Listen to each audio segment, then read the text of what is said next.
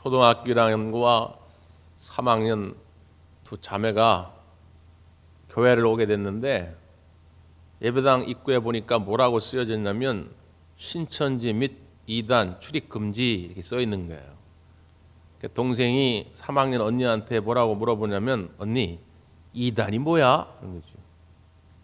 그러니까 언니가 말하기를 예수를 제대로 안 믿는 거야 그런 거예요. 그래? 그럼 우리는 여기 들어가도 돼? 우리는 1단이야 3단이야 했다는 거예요. 여러분은 1단입니까 3단입니까? 1단이 좋은 건지 3단이 좋은 건지를 모르겠어요. 그러나 아무튼 우리가 지금 예수님을 제대로 믿는지 안 믿는지를 좀 점검해 보면서 신앙생활을 해볼 필요는 있죠. 19세기 미국의 영적 대부흥 운동이 일어났는데 이 영적 대각성 운동을 주도했던 분 가운데 한 분이 D.L. 무디입니다. 이 무디가 너무 가난한 집에서 태어나가지고 학교도 제대로 못 다니고 구두 닦기로 가족의 생계를 보탰는데 어느 날 교회 학교 선생님의 전도를 받고 예수님을 영접하게 되죠.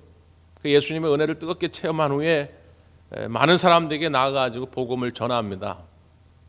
그러다가 1867년경에 처음으로 영국에 가게 돼요. 그 영국에 가서 아주 중요한 만남들을 갖습니다. 당시 영국에 영적 영향력을 많이 미쳤던 조지 뮬러 목사님이라든가 찰스 스펀전 목사님이라든가 헨리라고 하는 목사님 이런 분들을 만나게 됩니다. 특별히 찰스 스펀전 목사님 집회에 참여를 했는데 찰스 스펀전 목사님이 설교를 굉장히 잘하시거든요. 우리 한국교회 목사님들도 그분 설교 스타일이라든가 내용이라든가 이런 거에 많은 영향을 받았는데 그 스펀전 목사님의 설교를 들으니까 자기가 지금까지 했던 설교는 설교도 아닌 거예요. 너무 성경에 대한 해박한 지식을 가지고 계시고 설교에 힘이 있고 말이죠. 그러니까 주눅이 들게 되죠. 그러면서 아이고 하나님 저에게도 좀 능력을 주세요. 저에게도 좀 가르침을 주세요. 이런 기도가 나올 수밖에 없는 것입니다. 그러다가 다음에 그 헨리라고 하는 어떤 목사님의 집회에 또 참여하게 되는데 거기서 그가 다시금 용기를 얻게 돼요. 그 목사님이 무엇을 많이 강조하냐면 여러분 세상은 알아야 할 것이 있습니다. 하나님께서 하나님의 뜻에 온전히 헌신한 사람들에게 행하시는 일이 무엇인지를 알아야 할 것입니다. 이렇게 설교를 하는 거예요. 근데 그 말씀이 이 무디에게 확 와닿는 것입니다. 나는 내가 배운 것도 없고 말주변도 별로 없어가지고 주눅 들었는데 내가 중요한 게 아니구나. 하나님의 뜻에 온전히 헌신하는 자에게 행하실 하나님의 능력이 더 중요한 것이구나. 나는 별 볼 일 없었지라도 하나님이 나와 함께 하신다면 나를 통하여 하나님의 위대한 능력이 나타나게 될 거라는 확신을 갖게 되는 것입니다. 그래서 미국으로 돌아와서 미국 전역에 영적 영향력을 미치는 지도자가 되게 된 것이죠. 여러분 우리가 사역 신청을 이렇게 하려다 보면 어떤 거는 조금 그래도 자신감이 붙는 사역이 있고 어떤 거는 전혀 자신감이 없는 것도 있습니다. 그러나 하나님께서 내게 마음의 감동은 주십니다. 나도 저런 걸 해봤으면 좋겠는데 우리 아까 두 분 집사님 탁 나와가지고 찬양하는데 얼마나 아름답습니까? 나도 저걸 좀 해봤으면 좋겠는데 여러분 그건 하나님이 주시는 비전입니다. 그 비전을 주셨거든 내게 능력이 있냐 없냐는 따지지 마세요. 하나님이 내게 비전을 주실 때는 하나님이 함께 하셔서 능히 감당하게 하실 줄 믿습니다. 그런 마음으로 하는 거예요. 누가 처음부터 주님의 일을 잘한 사람이 있겠습니까?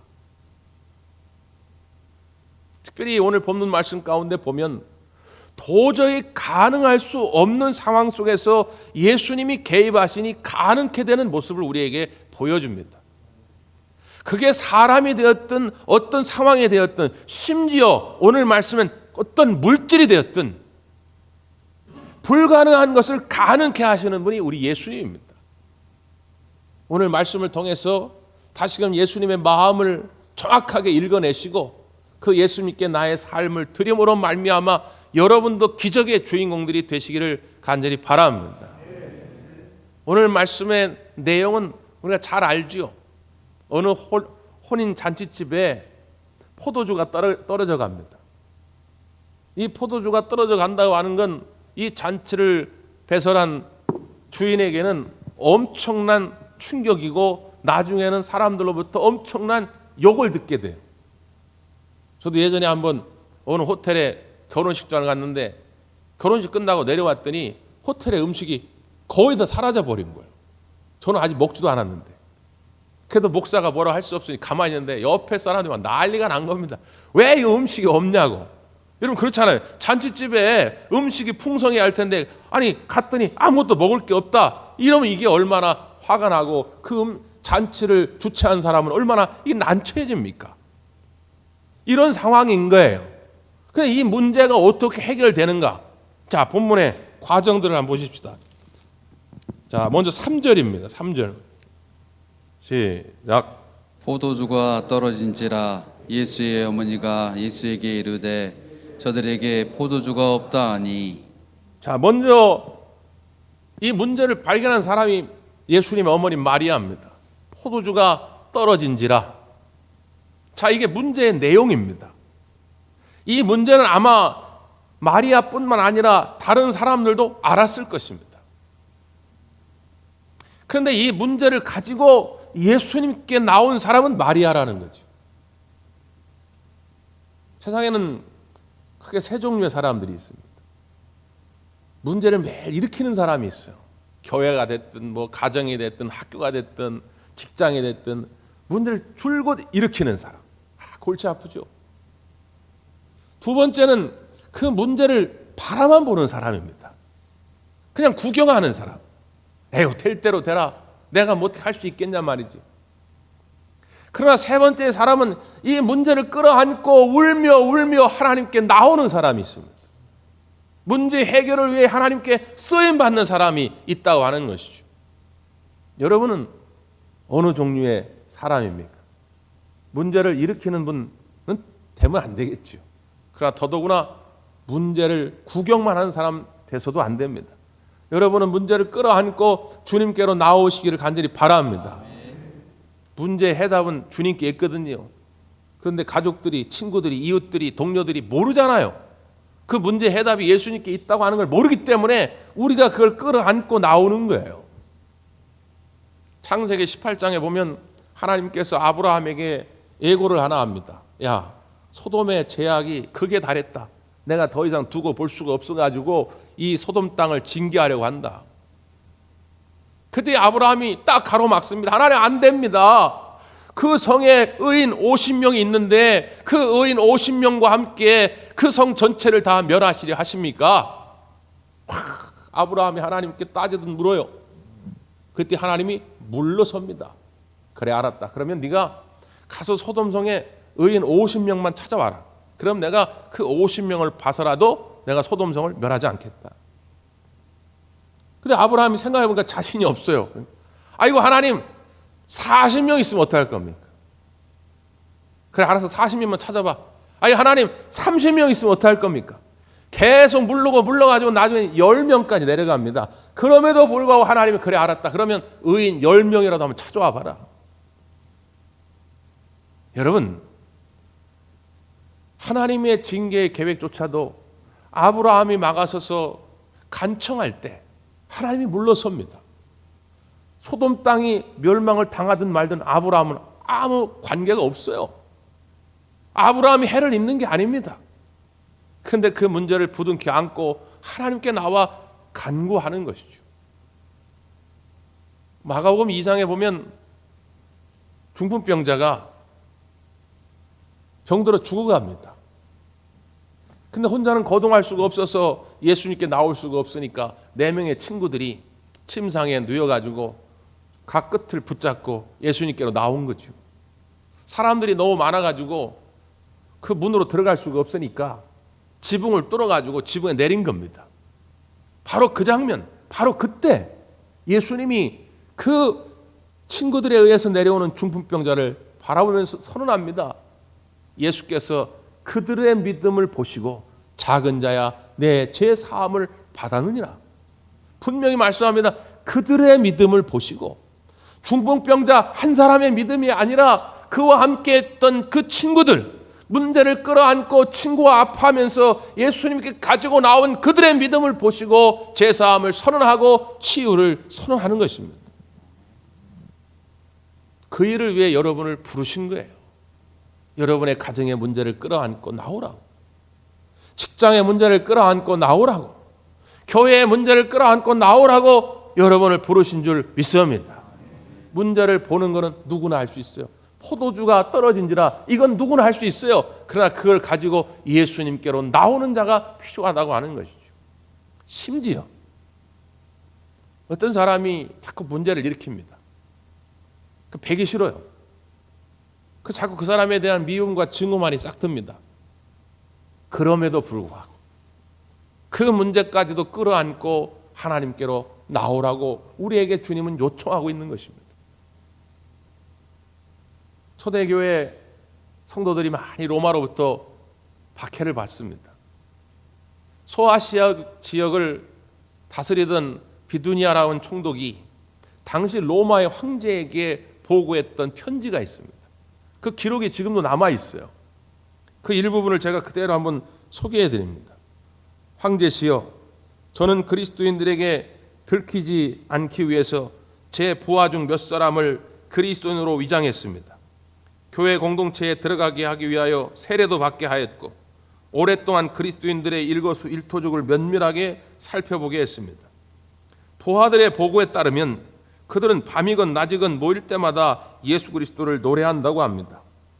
또 많은 양을 소비하는 것은 아니지만 어쨌든 자주 빵을 떼고 포도주를 마시면서 기뻐하고 즐거워한다고 합니다.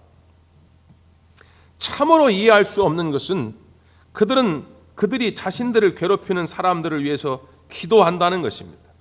황제시여, 그들은 로마의 관리들을 위해서 그리고 심지어 황제 폐하를 위해서도 기도하고 있습니다. 이런 기록이 남아 있어요. 그토록 자기를 괴롭혔던 그 로마의 관리들, 로마의 군사들, 로마의 황제를 위해서도 우리 초대교회 성도들은 기도했다고 하는 것입니다. 그 간절한 기도에 하나님의 응답하셔서 결국 313년 로마의 황제가 기독교를 로마의 국교로 인정하게 되는 것이죠. 지금은 여러분의 가정의 문제를 일으키는 사람 같지만, 여러분의 일터의 문제를 일으키는 사람 같지만, 여러분 교회, 여러분 셀 모임에, 여러분 여선교회의 문제를 일으키는 사람 같지만 그를 끌어안고 기도해 주십시오. 그가 결국은 하나님의 일꾼이 될 것이고 그도 역시 축복의 통로가 될 줄 믿습니다. 여기서부터 기적의 출발점이라는 걸 여러분 꼭 기억하셔야 돼요. 이걸 그냥 보고만 있고 그냥 무관심하게 내버려 두면 기적은 일어나지 않습니다. 내가 그걸 끄집어 안고 하나님께 나와 부르짖어야 돼요. 자, 문제는 이 간청을 들은 예수님의 반응입니다. 자, 그 다음 성경을 보시죠. 4절입니다. 시작. 예수께서 이르시되 여자여 나와 무슨 상관이 있나이까 내 때가 아직 이르지 아니하였나이다. 여자여, 이 호칭은 우리말로 언뜻 들으면 예수님이 어머니를 무시하는 것처럼 들리지만 헬라어에서는 귀나이라고 하는 말은 이렇게 부인을 존대할 때 쓰는 호칭입니다. 우리나라 말로 딱히 번역할 말이 없어가지고 여자여 이렇게 했지만은 이건 어머니를 무시하는 말은 아니에요. 근데 문제는 뭐냐? 그 다음 나와 무슨 상관이 있나이까? 우리가 평소 알고 있던 예수님의 모습이 아니잖아요. 그게 잘못하면 예수님의 마음을 오해하게 되지요. 이런 것 때문에 수많은 사람들이 시험에 듭니다. 신앙생활 하면서 아니 예수님 어떻게 이럴 수 있습니까? 나는 예수님께 내 문제를 끌어안고 나왔는데, 우리 가정의 문제를 끌어안고 왔는데 예수님이 야 상관없어, 나하고는 상관없는 일이야, 그런 느낌을 받을 때가 있잖아요. 만약에 목사가 그랬다면 하면 여러분 큰 시험 들 겁니다. 여러분이 와가지고 목사님, 아유 우리 가정에 이런 문제가 있으니까 기도 좀 해주세요 그랬는데 목사가 권사님 그게 나하고 뭔 상관이 있어요? 권사님 그렇게 되든 말든, 아마 그러면 여러분 시험 들어가지고 난리 날 거예요. 도대체 예수님이 왜 이렇게 반응을 하셨을까 말이죠. 표면적인 이유는 내 때가 이르지 아니했다는 것입니다. 여기서 말하는 예수님의 때는 메시아 사역을 본격적으로 시작할 때가 이르지 않았다는 거예요. 지금 이 요한복음 이제 2장입니다. 이제 공관복음 시작되는 것, 복음서가 시작되는데 예수님의 공생의 사역이 아직 본격적으로 출발이 안 된 거예요. 그러니까 예수님께서 아직 내가 세상에 나를 드러내가지고 메시아됨을 보여줄 때가 아닙니다 라고 한 건데, 이 예수님의 어머니 때문에 이 잔치의 자리가 공생의 사역의 출발점이 됩니다. 그러니까 예수님이 원래 기적을 베푸실 마음이 없어서가 아니라 아직은 때가 아니다라고 말하는 것 뿐이에요. 그런데 그 뒤에 흘러가는 내용들을 보면 예수님이 숨겨놓은 의도 두 가지를 발견합니다. 첫째는 어머니를 통해서. 자, 그 다음 절을 보세요. 5절 시작. 그의 어머니가 하인들에게 이르되 너희에게 무슨 말씀을 하시든지 그대로 하라 하니라. 지금 예수님의 어머니 마리아는 예수님이 이렇게 시큰둥하게 반응했는데도 불구하고 개의치 않습니다. 그리고는 하인들을 불러다가 야, 예수님이 말씀하시는 대로 그대로 하라 이렇게 명령해요. 그러니까 내 느낌상 하나님이 나와 멀리 있는 것 같고 하나님께서 내 기도를 안 들으신 것 같을지라도 마리아는 하나님이 무언가 하실 거라는 거예요. 예수님이 무언가를 하실 거라는 거예요. 그 기대와 믿음을 가지고 하인들에게 명령한 것입니다. 예수님의 첫 번째 의도는 결과적으로 이 마리아와 그리고 뒤에 나오는 하인들에게 큰 믿음의 그릇을 준비하도록 유도한 것이죠. 얼마 전에 저 중국의 스타벅스 어떤 매장에서 지구의 날을 맞아가지고 이벤트를 하나 했어요. 지구의 날을 맞이해가지고 환경 보호 캠페인인데 개인용 컵을 각자 가져오면 거기에다가 커피를 무료로 한 잔 주는 거예요. 단 조건은 뭐냐면 매장에서 다 먹고 가야 됩니다. 보통 우리가 이 일회용 컵 있잖아요. 종이컵. 이게 환경을 많이 해치거든요. 그 이벤트 광고를 하고 당일날이 되니까 문 열기도 전에 사람들이 개인용 컵을 들고 쫙 줄을 선 거예요. 대부분은 이제 그 개인용 그 텀블러 있지 않습니까? 텀블러. 뭐 조금 커봐야 우리가 보온병 같은 거. 그 약속한 대로 거기다가 이제 커피를 다 무료로 한 잔씩 주는 거예요. 근데 중국 사람들 기질이 달라요. 사람들이 말이죠. 개인용 컵 이것만 가진 게 아니라 어떤 사람은 세숫대죠. 세숫대야. 심지어 양동이를 들고 오세요. 양동이. 와. 그러니까 약속은 했으니까 어떻게 할 수가 없잖아요. 그러니까 양동이에다가 커피를 가득 그냥 채워주는 거예요. 근데 조건이 뭐라고 그랬어요? 이걸 다 먹고 나가야 돼요. 거기 앉아가지고 몇 시간 동안 이 양동이에 있는 커피를 다 먹고 나간다는 거예요. 중국 사람이 대륙 기질이 달라요. 여러분, 참 어떻게 커피 한 잔에도 이 어리석어 보이는 일에도 이렇게 정말 크게 받으려고 많이 받으려고 애를 쓰잖아요. 여러분, 주님 앞에 나올 때 얼마나 믿음의 큰 것을 준비하고 나오셨습니까? 정말로 하나님이 살아계시기 때문에 내가 오늘 이 예배에 참여하면, 오늘 하나님의 말씀을 듣기만 하면 내 삶의 모든 문제는 해결될 것이라고 하는 확실한 믿음의 그릇을 가지고 나오셨냐 그 말이죠. 예수님은 그걸 지금 원하시는 거예요. 여러분, 내 느낌과 현실은 구분하셔야 됩니다. 그런 거 있잖아요. 옛날 천안에서 이만기 씨도 공황장애 걸려가지고 지하를 못 들어갔다는 거예요. 건물 안에 있잖아요. 지하에 무슨 식당이나 카페나 이런 것을 못 들어갔다는 거예요. 왜? 무너질 것 같다는 거예요. 아니, 이 건물이 정말 무너집니까? 그러니까 아니, 정말 무너지는 건 모르겠는데 내 느낌이 그렇다는 거예요. 느낌이. 이 느낌 때문에 건물에 아예 무서워가지고 들어가지도 못한다는 거예요.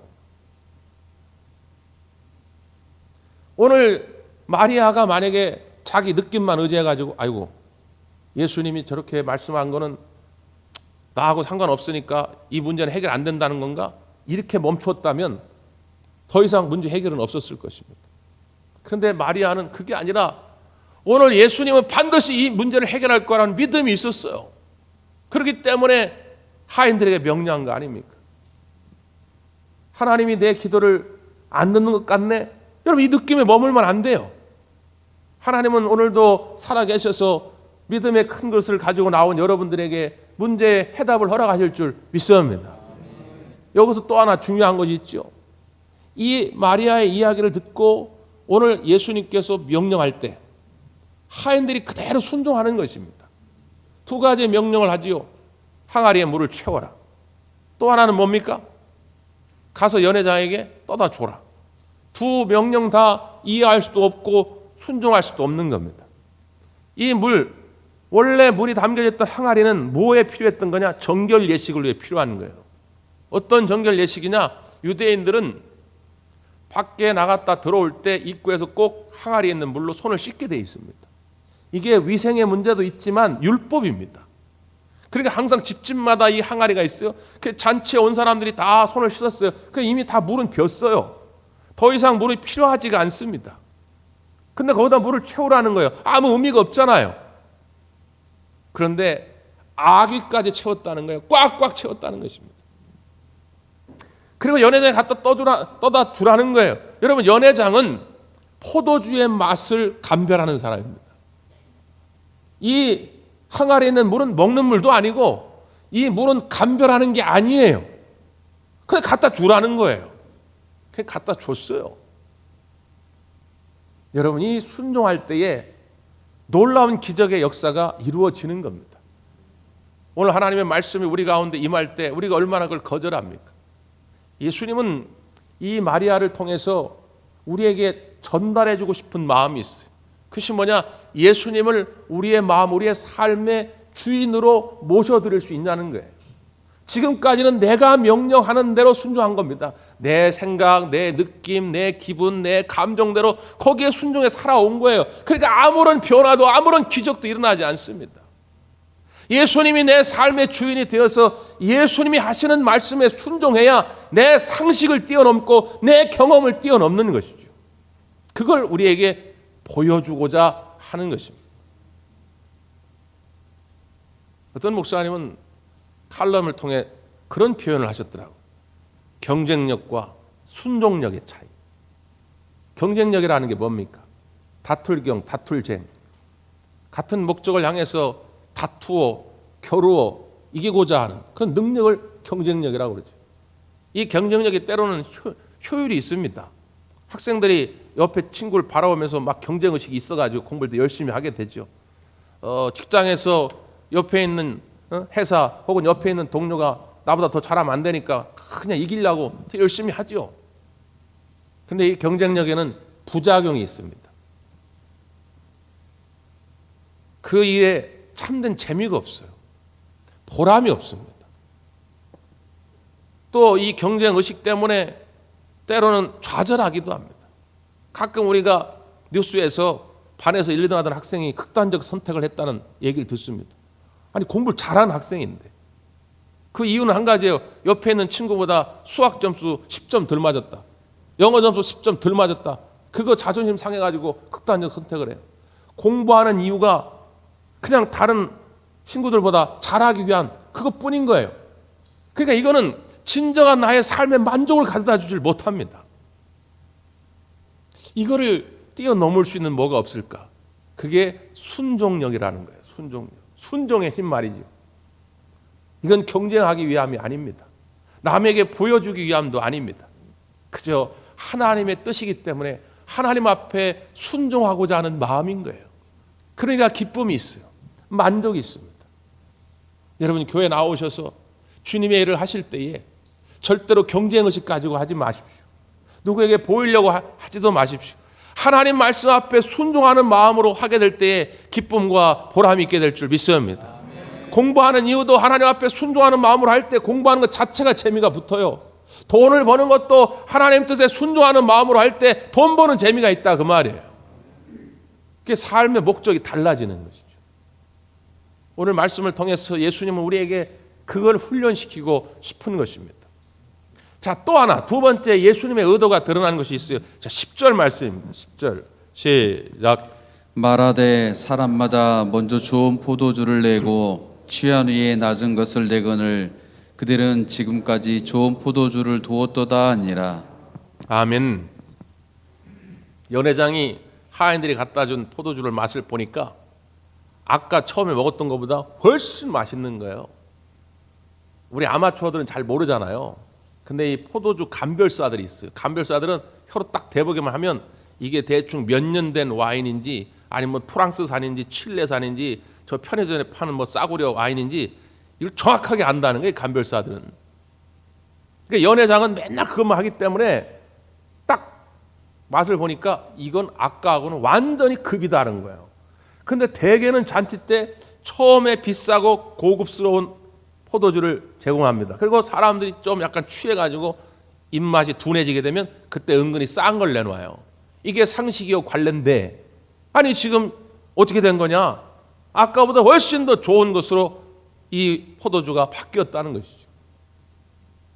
여기 예수님 마음이 담겨져 있습니다. 예수님은 우리의 인생에 점점 더 좋게 하시려고 찾아오시는 줄 믿습니다. 그게 무엇이 됐든지 말이죠.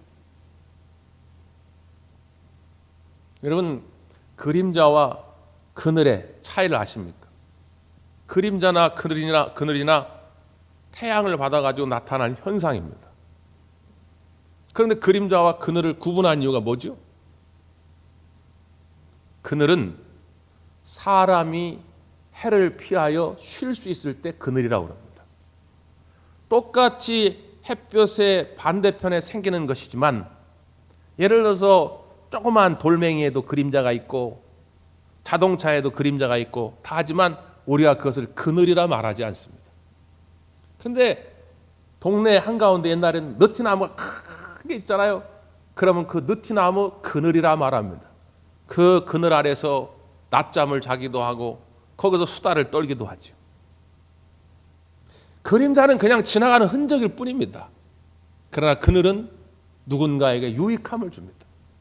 하나님이 우리에게 원하시는 삶은 그림자 같은 인생이 아닙니다. 그냥 스쳐 지나가는 흔적만 남기는 그런 인생 되기를 원치 않습니다. 우리 모두가 그늘 같은 인생이 되기를 원하십니다. 누군가에게 유익함을 나눠주기를 원하십니다. 그러기 위해서는 여러분이 마르지 않는 샘물 같은 복이 있어야 합니다. 그래서 예수님이 여러분을 점점 더 좋게 하시고자 하는 거예요. 예수님의 의도가 거기에 담겨져 있습니다. 창세기 13장 31절에 보면 천국은 마치 겨자씨 한 알과 같으니 그 씨앗 자체는 눈에 보일까 말까 아주 작은 것이지만 그것이 심기어져 나중에 자랄 때는 풀보다 커 나무가 되매 공중에 많은 새들이 와서 깃들이고 거기서 쉼을 얻게 된다고 하는 것입니다. 이게 천국의 원리입니다. 신앙인의 삶은 처음부터 창대하지 못할 수도 있습니다. 2021년도 꿈을 꾸었는데 그것이 다 이루어지지 않을 수도 있습니다. 그러나 여러분 여기서 낙심하지 마십시오. 2022년도는 분명히 더 좋은 한 해가 될 줄 믿습니다. 여러분의 삶을 더 좋게 만들어가서 반드시 여러분을 그늘과 같은 축복의 통로로 삼아가게 될 줄 믿습니다. 기도하겠습니다.